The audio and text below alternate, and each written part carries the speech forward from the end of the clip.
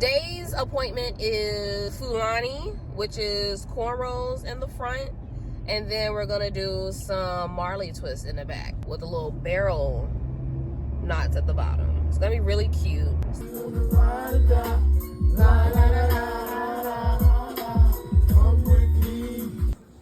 I don't do diplomacy.